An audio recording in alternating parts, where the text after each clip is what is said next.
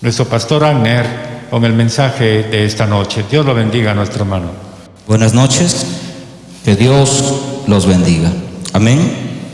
Bien, vamos a abrir ahí nuestra Biblia y vamos a seguir continuando con la serie Conociendo al Espíritu Santo. Hoy vamos a hablar acerca de los frutos del Espíritu. El libro de San Mateo, capítulo 5, versículo 15 al versículo 20. El libro de San Mateo, capítulo 15 al verso 20. El que no tiene Biblia, comparta. A ver, el que tiene Biblia, comparta con el que no tiene, para todos estar en la cita. Vamos a leer la palabra del Señor, con la bendición del Padre, con la bendición del Hijo, con la bendición del Espíritu Santo de Dios. A ver, compartan una Biblia con el hermano Tomás. Vamos a leer la palabra del Señor así, con la bendición del Padre. Dice así la Escritura: guardaos de los falsos profetas. Guardaos de los falsos profetas. Marque eso ahí. Que vienen a vosotros con vestido de ovejas, pero por dentro son lobos rapaces. Por sus frutos los conoceréis. ¿Acaso se recogen uvas de los espinos o higo de los abrojos? Así todo buen árbol da buen frutos, pero el árbol malo da frutos malos. No puede el buen árbol dar malos frutos, ni el árbol malo dar buenos frutos. Todo árbol que no da buen fruto es cortado y echado en el fuego. Así que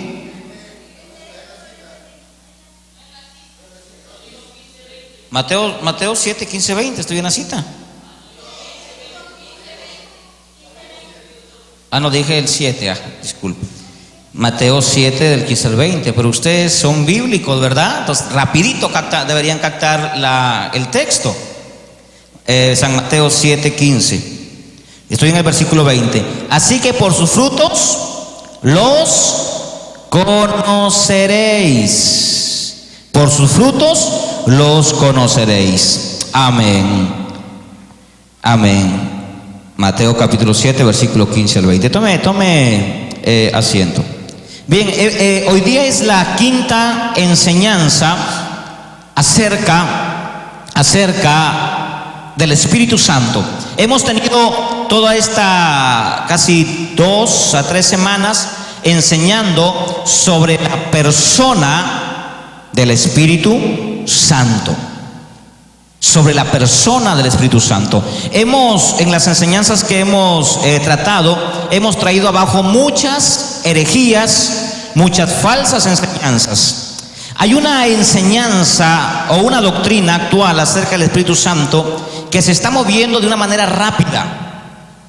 Y justo ayer estaba estudiando esta doctrina falsa, errónea, que está atacando mucho a la persona del Espíritu Santo. Esta falsa doctrina dice que el Espíritu Santo es una mujer, que el Espíritu Santo es una mujer.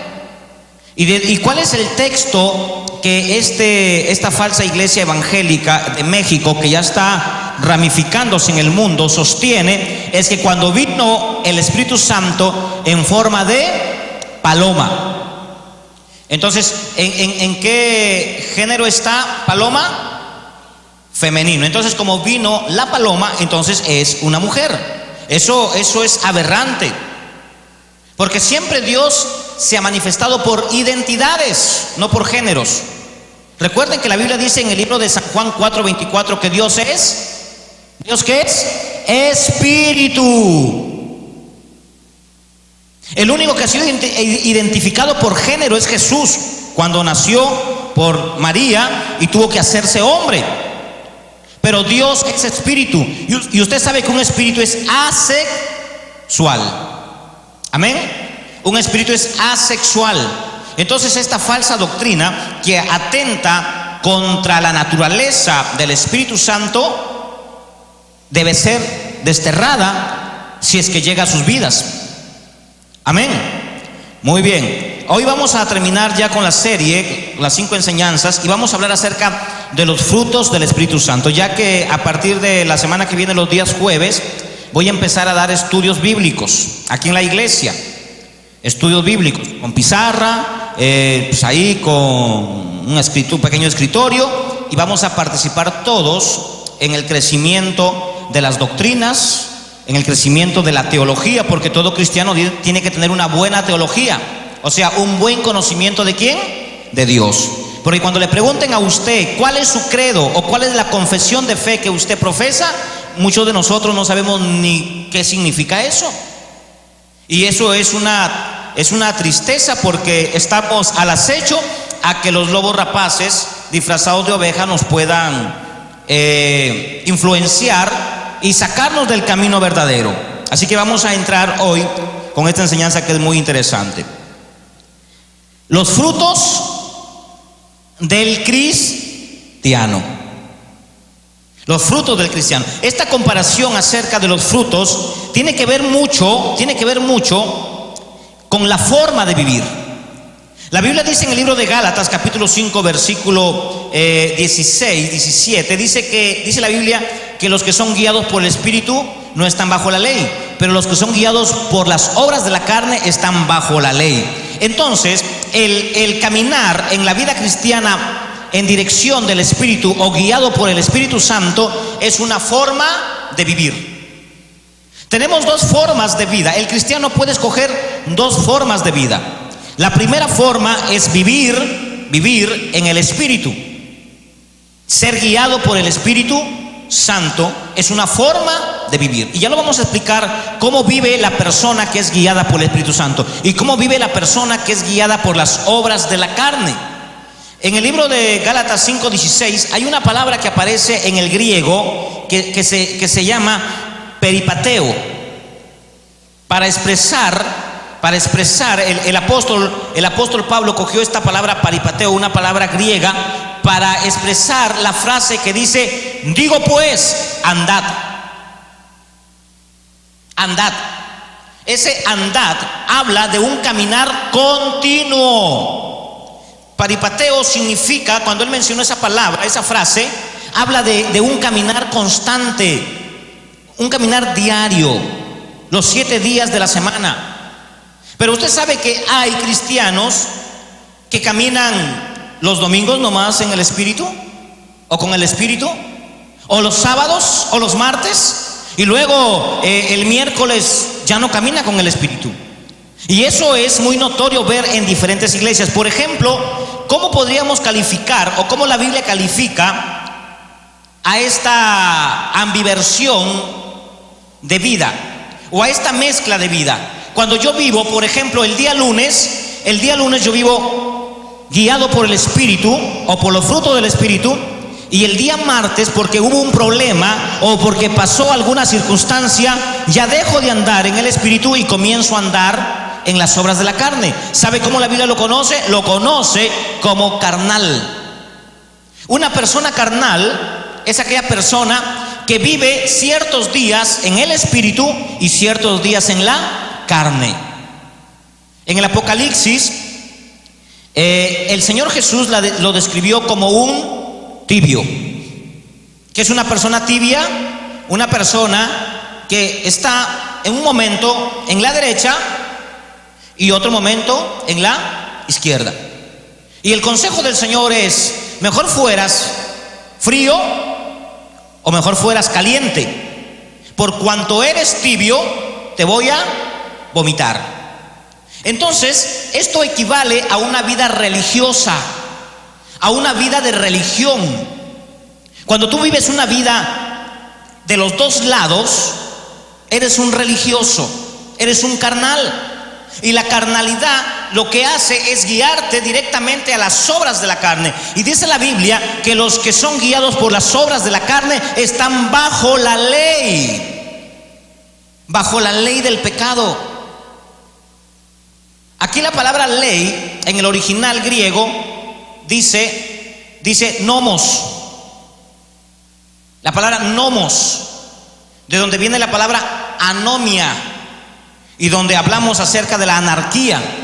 Cuando nosotros comenzamos a vivir bajo el nomos de Dios o el Espíritu de Dios, la ley de Dios, dice la Biblia que el que está guiado por el Espíritu ya no está bajo la ley nomos del mundo, sino bajo la gracia. Y hay muchos cristianos en las iglesias que no están viviendo bajo la gracia, aunque dicen vivir bajo la gracia. Cada vez que nosotros vivimos bajo los preceptos de este mundo, bajo el sistema del mundo o bajo la ley de este mundo, ya no estamos viviendo bajo la gracia, sino bajo la ley. ¿Y cómo distinguimos nosotros nuestra vida bajo la ley? A pesar que estamos en la gracia, a pesar que caminamos en el Señor, pero sin embargo el Señor nos descalifica y nos dice: usted no está viviendo en la gracia, está viviendo en la ley. En el libro de Gálatas, el apóstol Pablo dijo algo interesante. Vamos a Gálatas capítulo 5, versículo 1. Está pues firmes en la libertad con que Cristo nos hizo libres, y no estéis otra vez sujetos al yugo de la esclavitud. Aquí yugo representa ley de la esclavitud, a la ley de la esclavitud. He aquí yo, Pablo, os digo que si os circuncidáis, de nada aprovecha Cristo. Y otra vez testifico, a todo hombre que se circuncida está obligado a guardar toda la ley.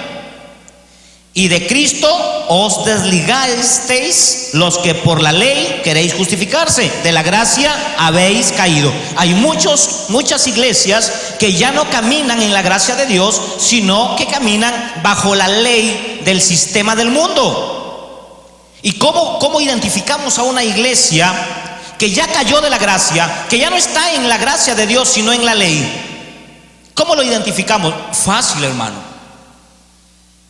Hay un sistema de vida que la ley impone.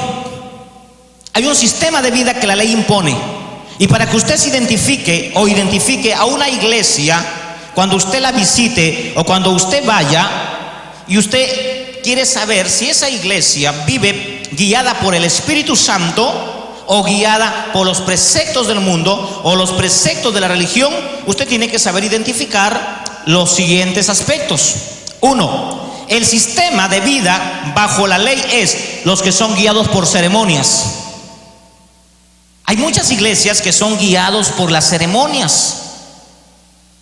Hasta en su forma de vestir, ellos le añaden o le atribuyen poderes. Oí una vez decir un hombre cristiano que él siempre, y es más, había involucrado al Espíritu Santo, que le había dicho al Espíritu Santo, decía este hombre, que cada vez que se suba al púlpito tenía que ponerse una corbata roja y una camisa celeste, y el terno tenía que ser con 3 botones. ¿Usted ha visto que hay ternos solamente con 2 botones? Él tuvo que mandar a ponerse un botón más al terno.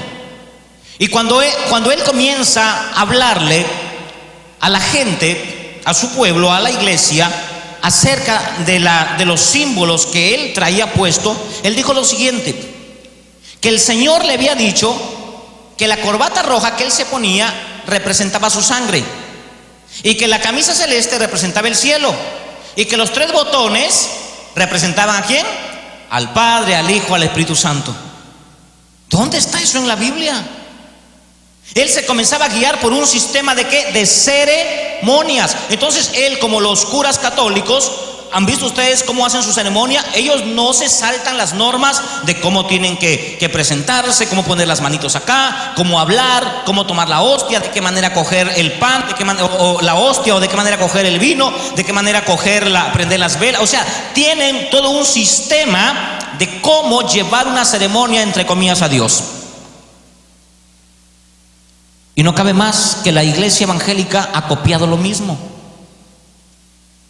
Hay un respeto y una ética que hay que guardar. Pues no nos podemos subir aquí en el púlpito empantalonadas, las mujeres, por ejemplo, empantalonadas, bien ceñidas. No, hay un respeto. El respeto no tiene que inferir en la vida espiritual.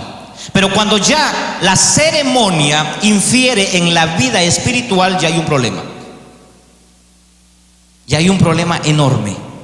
Por eso usted ve iglesias donde toditos están con su corbata roja, con su camisa celeste, internados toditos.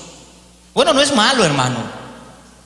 No es malo. Malo es cuando comenzamos a atribuirle poderes a la ropa. Cuando comenzamos a decir, yo soy santo porque mira, estoy cubierto desde la cabeza hasta los pies. Cuando comenzamos a atribuirle ciertos poderes a la camisa, a la ropa, al pelo, a los aretes. Recuerdo que en Lima nos invitaron a una iglesia creo que era neopentecostal. Nos invitaron, me dijeron para que entonara una alabanza. Bueno, dije, está bien. Fui con mi esposa y mi hija. Mi esposa se puso sus aretes chicos aquí. Y recuerdo que cuando entró, se acercó una anciana, una señora de edad, y agarró por poco y le arranca las orejas. Que se sacara los aretes, porque los aretes era pecado. Y bueno, ya pues por respeto, ya tome. Y luego nos sentamos juntos en la banquilla. Y llegó otra y véngase para acá. No se puede usted sentar con los hombres allí. Oiga, pero es mi esposo. No, tampoco, póngase acá. Por eso usted va a ver iglesias donde usted va a encontrar una fila de hombres, o sea, un grupo de hombres acá y las mujeres acá. Y cuando usted pregunta, ¿y qué significa eso? Es que para que no se anden ahí sobando entre ellos. Miren los malos pensamientos, hermano. Porque la ceremonia tiene que ser así, así, así. O sea, la santidad para ellos es la apariencia o la forma en cómo te ves. Entonces, cuando tú no eres guiado por el Espíritu, comienzas a ser guiado por las ceremonias. 2, cuando estás bajo el sistema de vida de la ley de este mundo, eres guiado por los rituales. Los rituales. ¿Qué es un ritual? Una vez más, poderes a los famosos decretos. Oí a una de las evangelistas mujeres internacional, Dina Santamaría, decir un día: el Señor me reveló, si tienes un marido que es adúltero, tremendo mujeriego, trae los calzoncillos de tu marido, que los vamos a lavar con sal, y va a ver que cuando se los ponga la cosita no se le va a erectar. Hermano, tremendas aberraciones. U otros dicen, yo declaro. Esos son rituales, hermano. Tenga mucho cuidado con los rituales. El hacer pactos. Usted pacta con 1,000 soles y Dios le va a dar 5,000 soles. Son rituales. Hay otro ritual que es muy común, que la gente tiene hasta en sus casas. Tienen un cartel o un cuadro donde dice: la sangre de Cristo tiene poder. ¿Cuántos han visto eso? Hasta en tiendas hay: la sangre de Cristo tiene poder. Pero no te dice para qué. Solamente dice: la sangre de Cristo tiene poder, nada más. Pero le falta ese texto. La sangre de Cristo tiene poder, ¿para qué? Para limpiarnos de nuestros pecados. Pero no le ponen esa parte, porque esa parte no vende. Le ponen: la sangre de Cristo tiene poder. Entonces dice: con la sangre de Cristo cubro mi negocio. Con la sangre de Cristo voy a cubrir mi carro. Con la sangre de Cristo cubro mi casa. Y los más espirituales dicen: yo echo fuera demonios con la sangre de Cristo. ¿Sabe cómo se llama eso? Se llaman rituales. Los que no son guiados por el Espíritu comienzan a hacer rituales. Hace tiempo nos visitó una pastora, de lo cual yo no creo en las pastoras. Nos visitó esta hermana a la casa de mi suegra y había un problema en la casa. Así que la señora dijo, ungió la casa, hasta ahí la cosa estaba bien. Después dijo: tráiganme 7 piedras, o no, 12 piedras. Yo la miré y dije: ¿y qué va a hacer con las piedras? Hágame un hueco. Y agarró las piedras y las metió en el hueco y las enterró. Listo. Eso es un ritual. Hay otros que hacen rituales que parecen lequecos. No sé si conocerán ustedes los lequecos. Yo ministré a una mujer, una anciana, y la mujer tenía su lequeco, un muñeco ahí con su alforja, y ahí le echaba plata, le echaba arroz, le echaba todo. ¿Qué hacen ahora los evangélicos? Ungen sus casas con arroz, con vino, lo ungen con azúcar, con sal, una serie de cosas que no tienen que ver nada con la Biblia. Es que es para que nos vaya bien. O el ritual que hace César Castellanos: anota tus pecados en una hoja y clávalos en la cruz, o quémalos, la famosa hoguera, hermano. Agarras tus pecados y los escribes en un libro, en un cuaderno, y ¿qué haces? Haces una fogata y los quemas. O sea que ya los pecados no son borrados por la sangre del cordero, sino por la candela o el fuego que tú hagas. Son rituales. Tengan mucho cuidado con los famosos encuentros. Por cuestión de investigación, fui a una iglesia a hacer un encuentro. Era cuestión de investigación.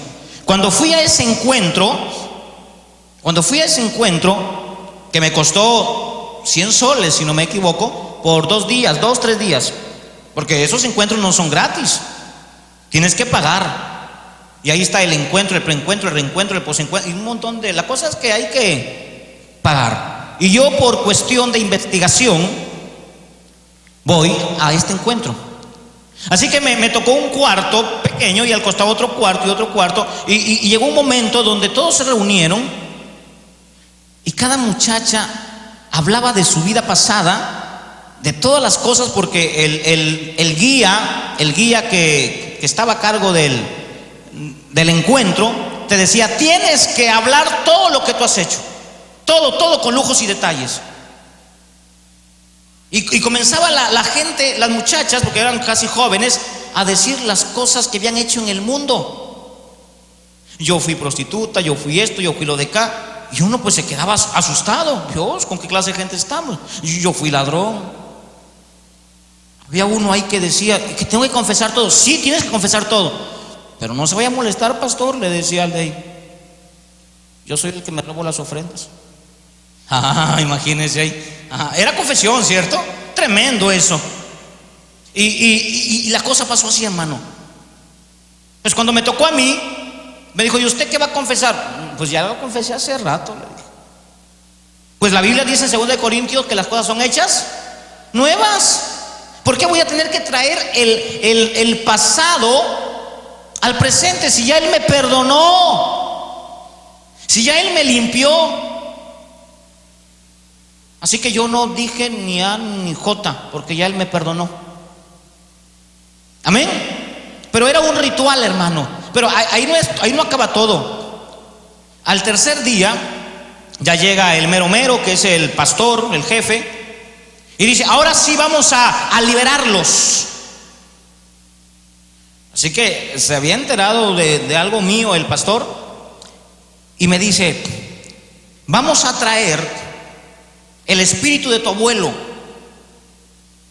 y tú le vas a decir a tu abuelo lo que tú sientes. Pero el abuelo está muerto. No importa. Cuando venga el espíritu de tu abuelo, va a entrar en mí, decía el mero mero, que parecía más chamán y brujo, y tú vas a hacer como que si yo fuera tu abuelo, y tú vas a expresar todo. La cosa ya pasó a mayores, hermano. Rituales. ¿Usted cree que esta gente estaba guiada por el Espíritu Santo? Estaba guiada por el espíritu de error, y eso hacen las iglesias actualmente. 3, guiados por el instinto. El sistema bajo el mundo te guía por el instinto. ¿Cuál es el instinto? Las famosas revelaciones. Cada año, al iniciar el año, siempre tiene que levantarse alguien. Y esto es parecido a Walter Mercado, hermano.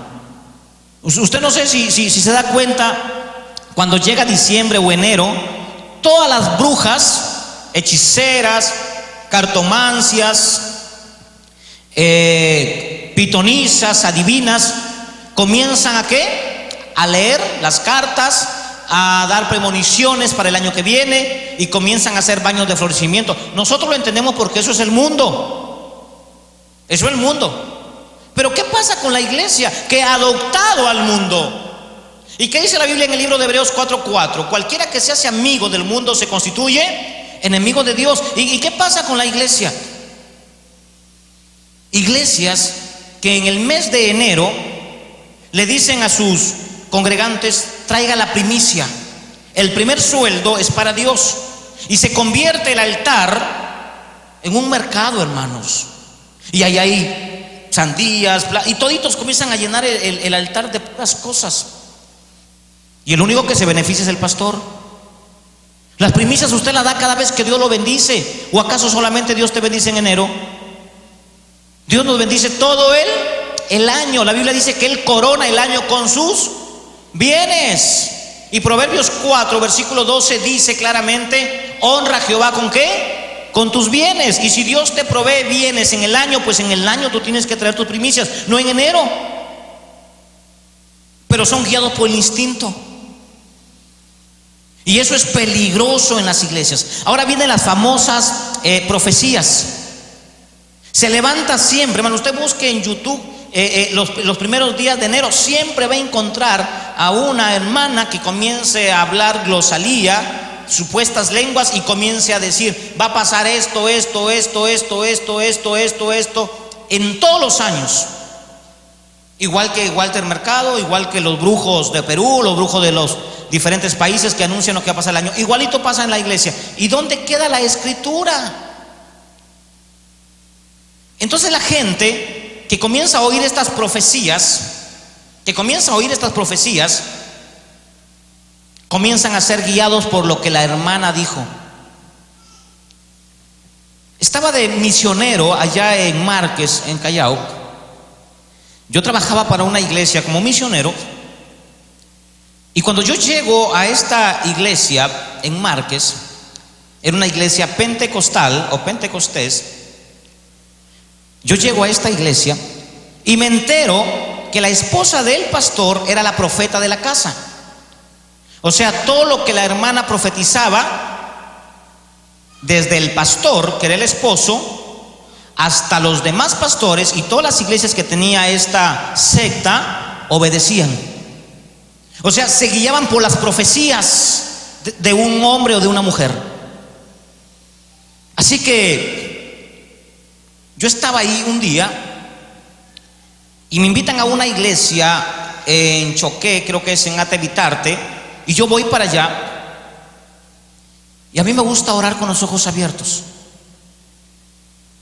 No es malo orar con los ojos cerrados, pero yo ya no me puedo desconcentrar. Ya tengo la experiencia, años en el evangelio, que yo puedo orar con los ojos abiertos o cerrados y no se me meten los demonios.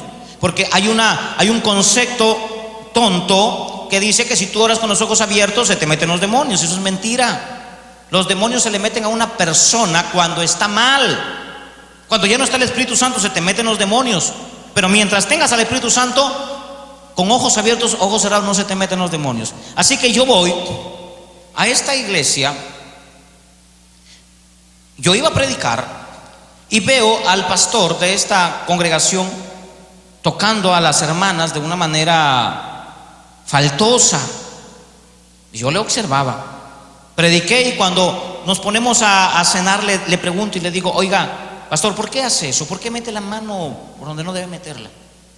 No, es que, hermano, el Señor me estuvo revelando que ahí había un problema y había que sacarlo.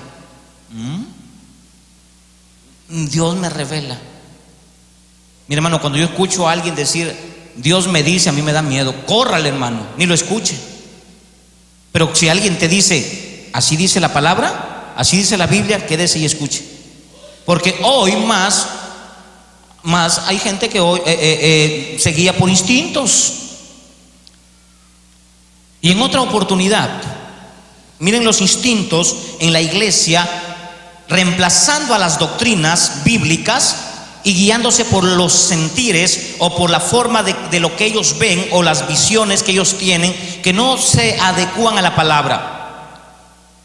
Estaba en Puente Piedra y me dice una pastora ahí, me dice: acompáñenos al Callao. Hay un pastor que ora por los enfermos y sana, y tenemos un problema aquí en la iglesia. Yo no era pastor, era todavía un joven, pero muy consagrado al Señor. Vamos, le digo. Nos hemos ido. Y recuerdo que cuando yo llego a esa iglesia, el pastor estaba adelante orando en el altar y nosotros nos hemos quedado en una parte de atrás porque ya iba a acabar la oración, ahí sentados con reverencia. Y mientras yo estaba orando, yo veo una visión. Yo veo al pastor que se ponía de pie, venía acá, y a la enferma, que era una joven que estaban llevando, le metía las manos debajo de la falda y le sacaba, esto parecía a los brujos, fuera demonio, fuera, o sea, tocándole todo el cuerpo.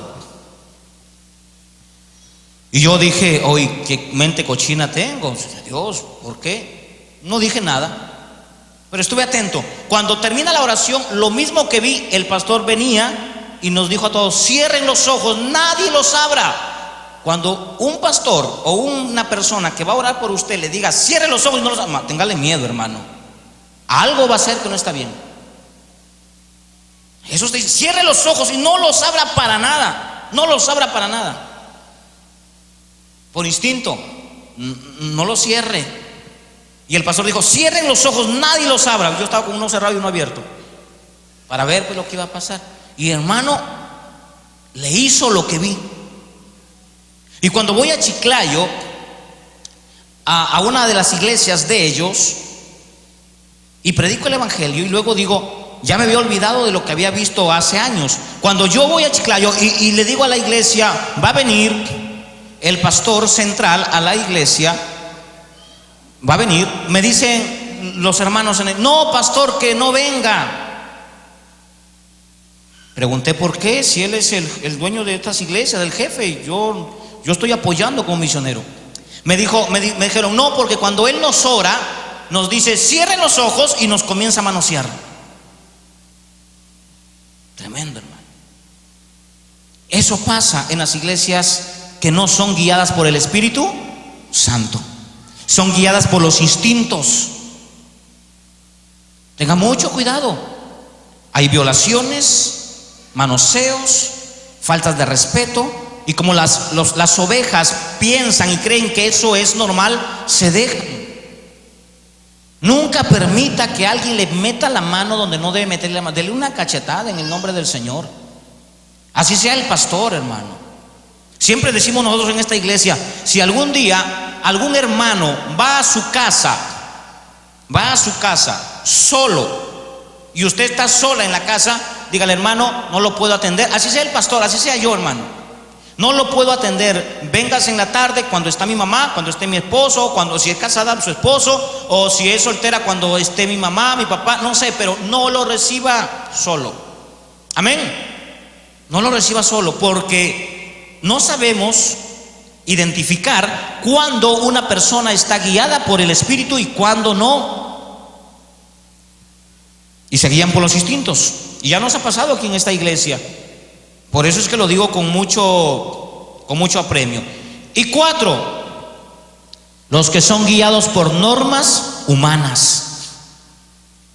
En el libro de San Mateo, capítulo 15, el Señor Jesús tuvo una discusión muy fructífera y a la vez una exhortación tremenda.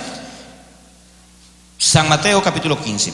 Entonces se acercaron a Jesús ciertos escribas y fariseos de Jerusalén diciendo, ¿por qué tus discípulos, miren la pregunta, ¿por qué tus discípulos quebrantan la tradición de los ancianos? Los discípulos de Jesús, ¿cuántos son discípulos de Jesús? Quebrantamos las costumbres que no son de Dios. Miren lo que hacían ellos. Jesús les estaba enseñando a rebelarse contra un sistema religioso que no había dado fruto. Y los religiosos, cuando ven que usted se rebela contra el sistema religioso de su iglesia, se van a enojar. Cuando usted dice, pastor, pero lo que usted está diciendo no es bíblico, tiene 2 opciones. El pastor reconocer que se equivocó y rectificarse, o darle a usted una patada y botarlo de su iglesia, porque ya no está dirigido por el Espíritu Santo, sino por el sistema eclesial o religioso de la iglesia. Y miren la respuesta de Jesús. Respondió Jesús y les dijo, ¿por qué ustedes quebrantan el mandamiento de Dios por vuestras tradiciones. Por eso es cuando nos hacemos cristianos, ya no nos echamos la crucecita, ¿verdad? Porque eso era parte de un sistema religioso que nunca funcionó. A ver, dígame usted, ¿cuántos han cambiado cuando estábamos en la vida pasada? De todos los que nos hemos echado la crucecita, cuando veíamos una tumba en la calle, nos parábamos y nos persignábamos, nos echábamos agua bendita, la mamá antes de salir nos hacía así, vaya en paz. ¿Cuántos han cambiado? Entonces ese sistema religioso no ha dado resultados. ¿Y qué estaba haciendo Jesús con sus discípulos? Los estaba enseñando a que ya no sean guiados por un sistema religioso que no había dado frutos, por un sistema religioso que no había dado cambios. Y es muy parecido a la actualidad. El sistema religioso es una corriente que entra a nuestras iglesias donde quiere imponerse y quiere desechar al Espíritu Santo. Entonces nos damos cuenta cómo el sistema de este mundo, que es el sistema religioso, se ha entrado a las iglesias. Por eso usted va a algunas iglesias grandes y usted va a encontrar jovencitas que están danzando aquí afuera con unas panderetas, con sus faldas de colores, parecen judías, haciendo rituales de ceremonias. Dios no ha mandado que hagan ese tipo de cosas. No las ha mandado. Porque ahora vivimos en la gracia, en una libertad diferente. Ya no estamos siendo guiados por las ceremonias, por los rituales, por los instintos, ni por las normas eclesiales o humanas. Estamos siendo guiados por el Espíritu Santo. Ahora, ¿cuáles son las condiciones que yo debo tener para poder vivir una vida en el Espíritu? Para muchos suena un poco difícil decir vivir en el Espíritu, ¿cómo es? Pues les voy a decir cuáles son las condiciones. Condición número 1, tener contacto con la palabra constantemente. Debemos tener un contacto con la palabra constantemente. En el Salmos capítulo 1 versículo 3 dice la Escritura que todo aquel que tiene contacto con la palabra, que es el agua espiritual con la que Jesús le quiso dar a la samaritana, ¿qué sucede? Seremos como árboles plantados junto a corrientes de agua, que da fruto en su tiempo y su hoja no cae y todo lo que hace prosperará. Cuanto más usted lea la palabra, cuanto más usted se llene de la Biblia, cuanto más textos usted memorice y memorice y memorice, y más y más y más, usted va a prosperar. Cuanto usted más conozca de la Biblia, cuanto más se meta con la Biblia, más próspero y más sabio será. Pero si usted se aleja de la palabra, si usted no lee la palabra, si usted no estudia la palabra, si usted no hace lo que dice San Juan 5:39, escudriñar las Escrituras porque en ella está la vida, entonces usted va a morir. Lentamente se va a ir secando, lentamente usted va a ir perdiendo vigor y un día se va a descarriar. Y un día va a venir un problema insignificante y no lo vas a poder vencer y te vas a ir al mundo. Pero cuando estamos en una relación constante y continua, por eso que les leí ese término griego, peripateo, que significa caminar continuamente. O sea, todos los días usted será como un árbol plantado junto a corrientes de agua. En la forma en que nos vamos a empezar a dar frutos. Segundo, ser receptores espirituales. O sea, recibir la palabra. Miren lo que dice la Biblia en el libro de Mateo 13:23. ¿Cómo nos volvemos receptores de la palabra? Porque una cosa es leerla. Usted puede leerla en su casa y memorizársela, y está bien que la lea. Pero ¿cómo usted se hace receptor de la palabra de Dios, de la palabra espiritual de Dios? Miren lo que dice la Biblia en Mateo 13:23. Mas el que fue sembrado en buena tierra, este es el que oye y entiende la palabra. Aquí vienen dos cosas importantes. ¿Cómo sé que soy una buena tierra? Cuando oigo, todos oímos. Pero ahí no queda todo. Porque todos podemos oír, pero no todos podemos entender. Hay hermanos que salen de los cultos O hay hermanos que están oyendo la palabra y no la entienden y entran en dudas. Entonces, ¿cuál es lo más práctico que usted puede hacer cuando usted no entiende? Anotar lo que usted no entiende y luego preguntar al hermano o al pastor y decirle: pastor, usted dijo esto y yo no lo entiendo, explíquemelo. Porque si usted se va del culto oyendo la palabra y no la entendió, ¿qué pasa cuando no la entiende la palabra? Vamos a leerlo. Mas el que fue sembrado en buena tierra es el que oye la palabra y la entiende y da frutos y produce al 100 por uno. Cuando tú oyes la palabra y no la entiendes, no vas a dar frutos. No vas a dar frutos. En el libro de los Hechos capítulo 7 está la historia de un etíope que leía la Biblia pero no la entendía. ¿Y qué necesitaba el etíope para entender la Biblia o la palabra de Dios? Un maestro. Un maestro. ¿Y sabe usted que Latinoamérica, Sudamérica, Centroamérica carecen de maestros?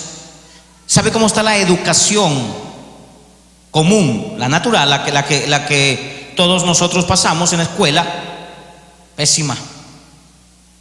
Y si la educación actual está pésima, los gobiernos no saben evaluar sus profesores, sus maestros, los gobiernos no invierten en la educación, que tienen que los muchachos cuando terminan la secundaria irse a estudiar a Estados Unidos, a Europa, se van a otros lugares a estudiar porque en Sudamérica o en Latinoamérica la educación es mediocre. Así está la iglesia. Una educación espiritual, una enseñanza mediocre dentro de las iglesias. Porque han habido hombres que recién han tenido 3, 4 años de cristianos y los hicieron pastores. O han habido hombres que por ahí se aprendieron 5 textos bíblicos y se facultan ellos mismos en ser maestros. Y no han leído lo que dice Santiago capítulo 3. No te hagas maestro porque recibes condenación. Así dice Santiago. No te hagas maestro. Porque si no eres maestro, si no has llevado unas clases sistemáticas, no has ido de repente a un seminario, no tienes, no eres un académico o técnico en la escritura, no estás facultado para poder enseñar a otros. Pero hoy cualquiera se para y enseña. Hoy las redes sociales, hermano, está llena de puro neófito. Cada vez que entro a checar el YouTube de diferentes iglesias, encuentro hermanos, hermanas que hablan disparates de la palabra. Se sienten doctos, se sienten peritos en la materia y no saben ni a dónde están parados. Y es preocupante de ver cómo hoy usan la radio para enseñar, pero enseñar mal. Y miren lo que dice la Biblia en el libro de Timoteo capítulo 4, que en estos tiempos dice la escritura que habrán muchos maestros, y de eso hay bastante, y Dios condena que usted, teniendo 2 años, 3 años de cristiano, se quiera facultar para convertirse en maestro. Dios no le permite a usted, según Timoteo capítulo 4, Dios no le permite a usted ser maestro si es que Él no te llama y no eres evaluado por el concilio de tu iglesia. Mire lo que dice Timoteo, según Timoteo capítulo 4. Te encarezco delante de Dios y del Señor Jesucristo, que juzgará a los vivos y a los muertos en su manifestación y en su reino. Que prediques la palabra, que instes a tiempo y fuera de tiempo, redarguye, reprende, exhorta con paciencia y doctrina. Si no tienes doctrina, no enseñes. No te pares. No porque tengo celular y tengo cámara, voy a poner ahí el video y voy a poder empezar a hablar. Si no tienes doctrina, no hables, hermano. Es peligroso. Mire lo que sigue diciendo. Porque vendrán tiempos cuando la gente ya no querrá oír la doctrina. Y al no querer oír la doctrina, se amontonarán. ¿Qué se amontonarán? Maestros. Maestros no calificados. Maestros que Dios nos respalda. Maestros o personas que se hacen maestros, entre comillas, porque tuvieron 3 años de cristianos, 4 años, 5 años. Y entonces ellos se facultan y comienzan, prenden su video de su Facebook o de su YouTube y ellos mismos comienzan a enseñar. Y cuando examinamos lo que enseñan, no tiene que ver nada con la palabra, puro balbuceo. Y eso es peligroso. 1 Timoteo 4:16. Miren la advertencia que el apóstol Pablo le da a Timoteo, le advierte, le dice: Timoteo, ten cuidado. ¿Ten cuidado de quién? ¿De quién tenía que tener cuidado Timoteo? De él mismo. ¿Y de quién más? Y de la doctrina. Ten cuidado de ti y de la doctrina. De ti, porque las ínfulas de querer ser alguien, de quererse anotar, darse a notar de que tú sabes, de que tú eres alguien, te puede traicionar. Y si no tienes doctrina, hermano, tú vas a caer en condenación. Y no lo digo yo, lo dice Santiago. Santiago capítulo 3: hermanos míos, no se hagan maestros, porque van a recibir mayor condenación. Santiago capítulo 3: no te hagas maestros, porque vas a recibir mayor condenación. 3. Después de ser receptores de la palabra para un día ser maestros, calificar de acuerdo a Timoteo 3, tienes que empezar a matar tu vieja vida. O sea, esa forma de vida que antes llevabas. ¿Cuál era esa forma de vida que nosotros llevábamos antes de conocer a Cristo?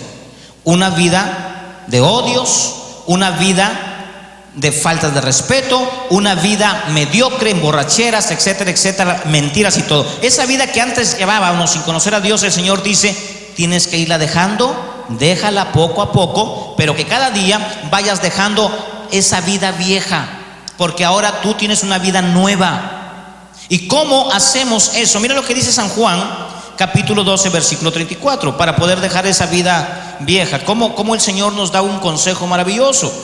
San Juan, capítulo 12, versículo 34. Entonces Jesús dijo: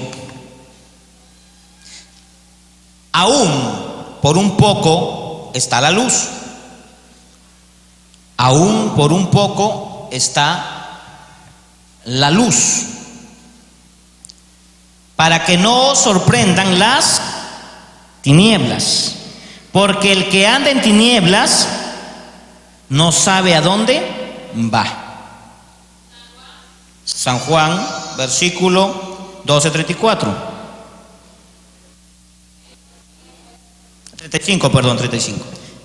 San Juan 12:35. Entonces Jesús les dijo: aún por un poco está la luz entre vosotros, andad entre tanto que tenéis luz, para que no os sorprendan las tinieblas, porque el que anda en tinieblas no sabe ni a dónde va. ¿Y sabe lo que significa tiniebla? ¿Saben el original lo que significa tiniebla? Significa, márquelo y anótelo, hermano, que nunca se le olvide. Porque la gente, hay hermanos en la iglesia que están en tinieblas, pero no, pastor, si yo no estoy pecando. ¿Quién te ha dicho a ti que por pecar es porque ya estás en tinieblas? ¿Sabe lo que la Biblia se refiere a tinieblas? Se refiere a la ignorancia de la palabra. Toda persona que es ignorante de la palabra está en tinieblas. Así lo define la Biblia, la palabra tinieblas, como ignorancia. Amén. ¿Y sabe cómo define la palabra luz? Como conocimiento. ¿Cuántos están en la luz? ¿Seguro? ¿Tienes el conocimiento suficiente para estar en la luz? Si no lo tienes, no estás en la luz, estás en las tinieblas. ¿Por qué? Porque cuando somos ignorantes, la palabra ignorante no habla de una falta de respeto como persona, porque somos inteligentes, somos personas muy educadas. Habla de ignorar las verdades de la Biblia. Y si no conocemos la palabra, ¿quién nos puede guiar? ¿Cómo nos vamos a guiar si no conocemos la palabra? Es fácil que nos engañen. Entonces andamos en tinieblas, andamos a tientas o a oscuras. Pero cuando andamos en luz es porque andamos en el conocimiento, porque conocemos. Entonces cuando viene un lobo disfrazado de oveja, lo podemos distinguir rápidamente, porque andamos en luz, porque andamos en el conocimiento. San Juan 17:3 dice la Escritura: esta es la vida eterna, que te conozcan a ti, el único Dios verdadero, y a Jesucristo, a quien tú has enviado. Oseas 4:6 dice la Escritura que por falta de conocimiento el pueblo se pierde. Oseas 6:6 dice la Escritura: les mando, dice el Señor, que quiero no sacrificio sino misericordia, pero también quiero conocimiento de Jehová. Miren lo que Dios demanda: conocimiento. ¿Por qué es necesario el conocimiento? ¿Por qué Dios quiere que usted lo conozca? Jeremías capítulo 9 versículo 23: no se alabe el sabio en su sabiduría, no se alabe el rico en sus riquezas, no se alabe el valiente en su fuerza, alábese en conocer ¿a quién? A Dios.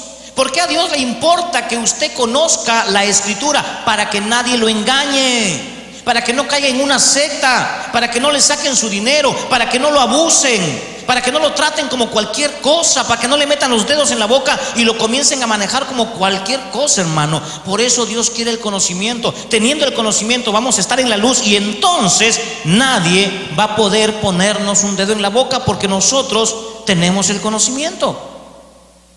De esa manera vamos muriendo, matando a la carne. Entonces, ¿cómo matamos a la carne? Alguien me dijo: con ayuno y oración. Ay, no, hermano, así me dijo una vez uno.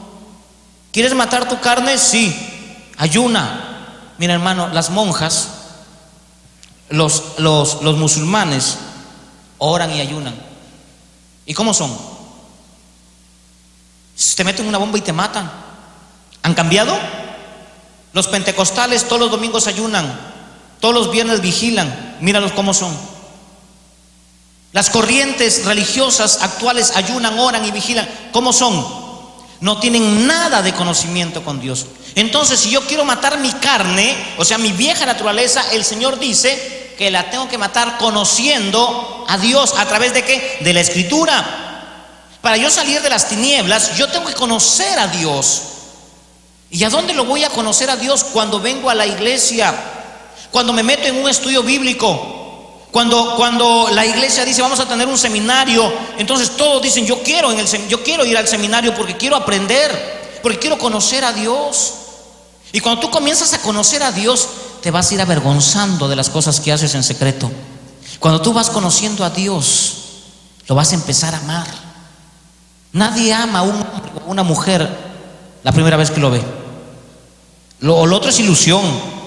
Eso de las muchachitas que andan por ahí, conocen a un muchacho y ahí andan todas con los ojos para atrás, se ilusionaron. ¿Sabe dónde se empieza a amar a una persona? En la convivencia, cuando lo vas conociendo. Porque cuando conoces a esa persona que te agrada, que te gusta, esa persona, si no se bañaba, se va a bañar 3 veces. Y entonces te va a mostrar una apariencia que no es.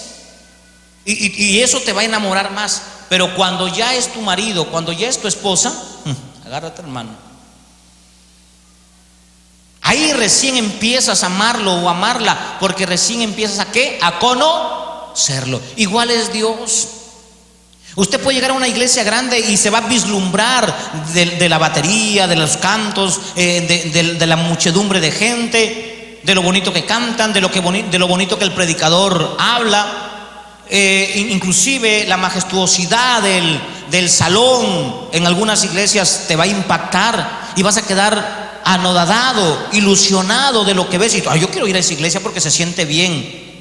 Hay gente que dice yo me siento bien yendo a la iglesia, y cuando vas a tu casa, no, ahí no me siento bien. Estás enamorado, estás ilusionado. Porque el verdadero cristiano que ama adentro, ama afuera, ama bajo las circunstancias. Porque cuando nos casamos nos dice en las buenas y las malas, ¿verdad o no? Así es el amor de Dios. Pero ¿cuándo comienzo yo a amar a Dios? ¿En qué momento empieza a tener ese amor, esa relación con Dios? Cuando empiezo ¿a qué? A conocerlo. Cuando empiezo a conocerlo, cuando leo la palabra, cuando oro, cuando vengo a la iglesia, cuando hago coinonía con la iglesia, empiezo a conocer a Dios. Recién me nace el temor. El temor no le va a nacer porque se pone a orar. El temor no le va a nacer porque se puso a ayunar. Mira, hermano, en mi vida yo no sé cuántos tiempos y años he ayunado. Yo creo que podría decirlo de una manera sin pecar de orgulloso, que he sido el que más he ayunado que ustedes. Me faltó hacer uno de 40 nomás. Pero en toda mi vida he tenido tanto ayuno y oración. Pero me he dado cuenta que sin el conocimiento de la palabra no me ha servido de nada. Pero cuando empecé a conocer la palabra, el ayuno funciona. Cuando usted conoce la oración, usted ya ora con conocimiento. No solamente se pone a orar a ver, porque ay, que Dios me escucha. Hay gente que dice, le ora a los tres, al Padre, al Hijo, al Espíritu Santo, diciendo, el que esté desocupado que me atienda. Ni siquiera sabe a quién le dirige la oración, ni siquiera sabe cómo hacerlo. Hay unos que le dirigen la oración al Espíritu Santo. ¿Cuántos le dirigen la oración al Espíritu Santo? Otros le dirigen la oración a Jesús. ¿A quién va dirigida la oración? ¿Al Padre a través de quién? Del Hijo. ¿Con la ayuda de quién? Del Espíritu Santo. Pero los que no saben, no tienen conocimiento, Señor Jesús, yo te pido que me ayudes. Y Jesús dice, no, a mí no, al Padre. Oh, Espíritu Santo, ayúdame. Espíritu Santo, guarda. El Espíritu Santo dice, a mí no, al Padre. Pero cuando no tienes conocimiento, pues le oras a los tres, el que esté libre que te atienda. Y eso no es así. Por eso es que están en tinieblas. Termino con lo último. Mateo capítulo 7 versículo 15. Cuídense de los falsos profetas. Significa que el Señor desde ya dijo que habrían muchas falsas iglesias. Habrían muchas falsas iglesias. ¿Cómo las identificamos? Me hicieron una pregunta hace mucho tiempo. Pastor, ¿se puede identificar a una iglesia falsa de una verdadera? Claro que sí. Pero la pregunta sería, ¿quién puede identificar a una iglesia falsa de una verdadera? ¿Quién puede? ¿Cualquiera? No puede. Porque esto es parecido a los billetes falsos. Si aquí trajeran un billete falso y lo mezclaran con 10 billetes verdaderos, estoy seguro que usted no podría identificar rápidamente el billete falso. ¿Verdad que no? ¿Por qué? Porque no está en contacto con los billetes. Pero tú le llevas ese billete falso y se lo metes en 20 billetes a uno del banco que está capacitado con el tacto y con los ojos, con lo visual, de mirar un billete, voltearlo, tocarlo y decir este es verdadero, este es falso, se lo identifica rápido. Y usted dice, pero ¿por qué lo hace rápido? Porque él está en relación o en contacto con los billetes. Por lo tanto, se volvió un perito. Dios quiere que seamos peritos en la materia, hermanos. Dios está pidiendo eso, que seamos peritos, conocedores, que entendamos la materia, que es la palabra, que entendamos la escritura, que sepamos a dónde nos dirigimos. Por eso dice el Señor, cuídense de los falsos profetas, que equivalen a pastores, maestros, etcétera, porque ellos van a vestir como verdaderos. Iglesias que parecen verdaderas, tienen un rótulo afuera, iglesia evangélica cristiana. Me dijeron también hace tiempo, ¿por qué usted no le pone el letrero a la iglesia allá afuera? Le dije, nunca voy a poner letrero a la iglesia afuera. El día en que me muera, el que me sucederá, de repente le pone. Pero yo no le pienso poner un rótulo a la iglesia afuera. Y es la única iglesia, hasta donde he investigado, que no tiene rótulo afuera. Donde usted va a encontrar iglesia X, iglesia Y, iglesia X, iglesia Y. ¿Es pecado ponerle rótulo? No, no es pecado. No es pecado. Porque si yo quiero le pongo rótulo, pero no le voy a poner. ¿Pero por qué? ¿Por soberbio? No, porque yo quiero que la iglesia Restauración aprenda no a identificarse por la denominación, no a identificarse por un sticker, sino a identificarse por los frutos. Amén. A mí no me interesa que el nombre de la iglesia Restauración, yo soy el presidente de esta obra. No me interesa que mi nombre o el nombre de la organización que yo mismo he fundado la conozcan. No me interesa. A mí me interesa que Jesús sea conocido. A mí me interesa que Jesucristo sea exaltado, no la denominación. Amén. Bien, termino. Guardaos de los falsos profetas, porque ellos vienen vestidos de ovejas, pero por dentro son lobos. Por sus frutos los conoceréis. Por sus frutos los conoceréis. Porque un buen árbol da buenos frutos y un mal árbol da malos frutos. ¿Cuáles son los buenos frutos? Gálatas 5:22. Toda persona que camina en paz, en amor, en bondad. ¿Cómo tú identificas al cristiano que realmente anda en el Espíritu? ¿Sabe cómo? Búsquese a un hermano, haga esta prueba, esta práctica. En el momento más difícil, acérquese a Él. Velo cómo reacciona. Mira su reacción. ¿Qué evidencia? ¿Enojo? ¿Ira? ¿Contienda? ¿Qué evidencia una persona cuando tú le exhortas? La persona que vive en el Espíritu, cuando se equivoca y alguien lo exhorta, nunca da excusas. Escucha, pide disculpas y dice: lo voy a pensar, lo voy a rectificar y voy a hacer las cosas bien. Exhorte a un cristiano que no ande en el Espíritu y verá cómo se le va a poner como gallito de pelea. Así te das cuenta quién es. Búsquese a un pastor y preséntele sus posiciones de lo que usted cree, y va a ver cómo le va a decir una sarta de cosas y no va a ser paciente. Jesús, cuando él discutía por la doctrina lo hacía con pasión, pero cuando discutía con el pueblo no les tenía compasión, porque estaban como ovejas que no tenían pastores. No se ponga a discutir con la gente de afuera. He visto cristianos que con personas que no conocen nada de Dios se ponen a discutir, a pelear y de todo, y cuando sabes que ellos están en tinieblas, que no van a entender las verdades de la Biblia, por más que les diga: no, mira, aquí dice, ve, aquí está el texto, no lo va a entender, porque sus ojos están cegados. Segunda de Corintios 4:4 dice que el Dios de este siglo, entonces por más que tú le pongas la Biblia aquí en su rostro, no va a entender lo que dice ahí. Lo que tú tienes que predicarle es el plan de salvación, el amor de Dios. Eso es lo que Dios nos ha mandado y nos ha facultado a hacer todos. Pero no les hables de doctrinas porque no lo van a entender. Háblales del amor del Señor. Y si no conoces doctrinas, déjaselos para el pastor o para el que sí conoce. Vamos a ponernos de pie y de esa manera vamos a identificar constantemente cómo es nuestra vida en el Señor y cómo vamos a ir creciendo poco a poco. Amado Dios, te damos gracias porque tú eres bueno. Señor, sabemos que nos ha tocado vivir tiempos muy difíciles. Señor, no queremos vivir bajo el sistema de este mundo. Señor, no queremos vivir bajo la religiosidad o la religión. No queremos movernos bajo el sistema de este mundo.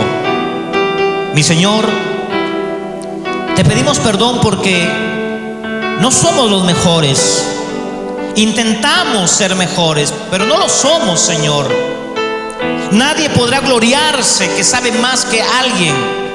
Señor, lo poquito que sabemos, permítelo ensancharlo, hacerlo acrecentar, y que esto poco se multiplique y cada creyente pueda entender estas verdades que a veces son difíciles de comprender. Danos la sabiduría, la sapiencia, para que cuando se hable una doctrina se pueda abrazar y se pueda escribir en el corazón, en la mente, y poder crecer en las verdades que tú nos enseñas. Señor, aparta lo emocional, aparta lo carnal en nuestras vidas, porque somos humanos y podemos pecar. Te pedimos perdón por las veces que nos hemos portado mal, por las veces que hemos dejado la forma de vivir en el Espíritu y hemos empezado a vivir bajo nuestros instintos, bajo nuestras normas, bajo nuestras ceremonias, bajo nuestra manera de vivir, que nos ha llevado al fracaso, por no obedecerte, por no ser guiados por esta palabra. Háblanos, amado Espíritu, y enséñanos, guíanos a toda verdad. Tu palabra dice, Señor, que el Espíritu Santo nos guiará a toda verdad. Muchísimas gracias, Señor, por estas verdades irrefutables, ineludibles, que están en tu palabra, en la Biblia. Muchas gracias, Padre, en el nombre de Jesús. Dele un aplauso fortísimo al Señor.